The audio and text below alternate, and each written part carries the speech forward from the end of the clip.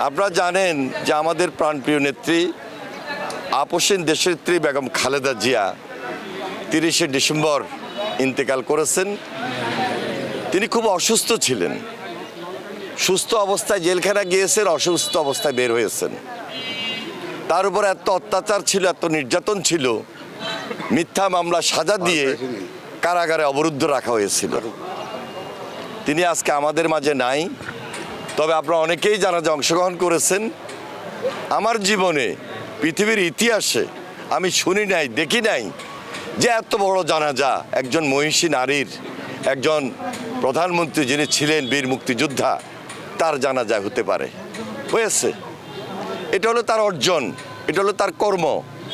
একইভাবে মহান স্বাধীনতার ঘোষক শহীদ রাষ্ট্রপতি জিয়া রহমানের জানাজায়ও লক্ষ লক্ষ মানুষ সেদিন অংশগ্রহণ করেছিল। আজকে বাংলাদেশ জাতীয়তাবাদী দল, এই দলের নেতৃত্ব দিচ্ছেন তাদেরই যোগ্য সন্তান, জ্যেষ্ঠ সন্তান জনাব তারেক রহমান। ইনশাল্লাহ আমরা প্রত্যাশা করছি, আমরা আশাবাদ ব্যক্ত করছি 12ই ফেব্রুয়ারি যে নির্বাচন অনুষ্ঠিত হবে, বাংলাদেশ জাতীয়তাবাদী দল এই দেশের নেতৃত্ব দিবে, তথা প্রধানমন্ত্রী হিসাবে জনাব তারেক রহমান এই দেশের নেতৃত্ব দিবেন এবং দেশ পরিচালনা করবেন। এখন আমার আপনার দায়িত্ব আছে। দায়িত্বটা কি? তার হাতকে শক্তিশালী করা। তিনি ইতিমধ্যে সাধারণ মানুষের সঙ্গে বিশ্বাস, আস্থা এমনভাবে সৃষ্টি করেছেন, মানুষও মনে করছে যে তারেক রহমান এই দেশ পরিচালনা করার ক্ষেত্রে যোগ্য নেতা, একজন রাষ্ট্রনায়ক। তার নেতৃত্বেই বাংলাদেশ জাতীয়তাবাদী দল ধানের শীষ আগামী দিনে এই দেশের মানুষের পাশে থাকবে এবং এই দেশের নেতৃত্ব দেবে ইনশাল্লাহ। আমি এর আগেও আপনাদের নির্বাচিত প্রতিনিধি ছিলাম, আমি এখনও আপনাদের পাশে আছি, আগামী দিনও আপনাদের পাশে থেকে যেন আপনাদের খেদমত করতে পারি, সেজন্য আমি আপনাদের কাছে দোয়া প্রার্থী। আমার আবদার আছে, আমি চাই যে আপনারা আমার পাশে থাকবেন, আমি আপনাদের পাশে থাকবো।